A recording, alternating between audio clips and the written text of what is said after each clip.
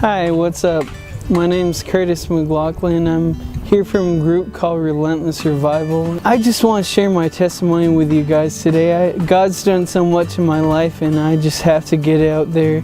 Well, really what He did was He spared my life, but that's a long story I'll get to in a minute. But what I want to do is just give Him the glory, and I hope this video inspires and encourages people to just live the life God gave them. No matter how good or how bad, God can make something out of you.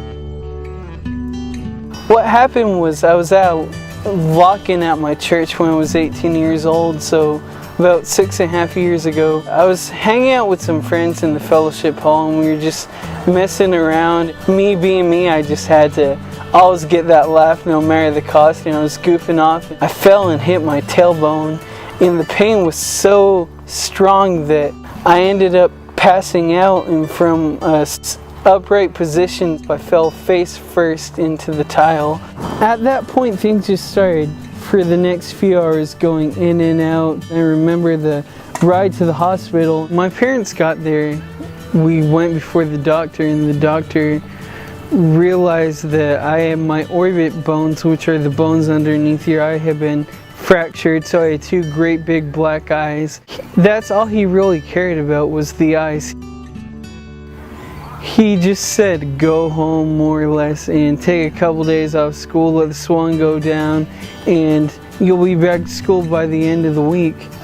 So that's what we did. We went home and I just rested. I was in bed. I tried to let the swelling go down. Within the next couple days, we thought everything was fine, but by 3 days after the initial accident, I started being unresponsive and incoherent and just out of my mind. And my mom, who's a nurse, tried to ask me like different questions and I wouldn't respond, and she tried to get my attention and I wouldn't respond. So she called 911. As we found out later on, when I fell and hit my head, I didn't just fracture my orbit bones, I also fractured my sinuses, and I also got a skull fracture. What happened was, over the next 3 days that I was home, after I left the hospital, bacteria got in through the skull fracture, in through my head, into my brain, and so they rushed me into surgery, and the surgeon took a drill and drilled a hole into my skull, and was expecting that to let the blood drain out and relieve the pressure, but what they soon found out was that it wasn't blood at all, it was bacteria and pus.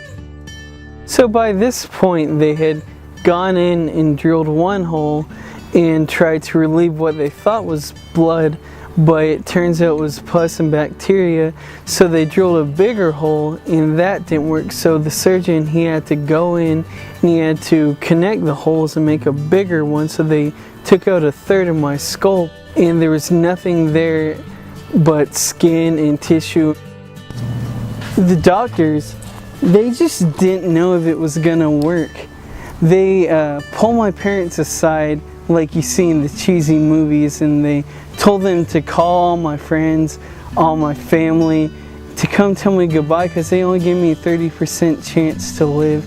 They said if I did live at all, I'd be a human vegetable. Best case scenario, I'd be in a wheelchair. Obviously, I have to give the doctors a certain amount of credit, but this is a part of my testimony where I just give God the glory, because of the doctors and all their knowledge and all their experience. They only gave me, like I said, a 30% chance to live. But look at me. I mean, obviously I'm not dead or in a wheelchair even. I'm a walking, living miracle, and I just praise God for that.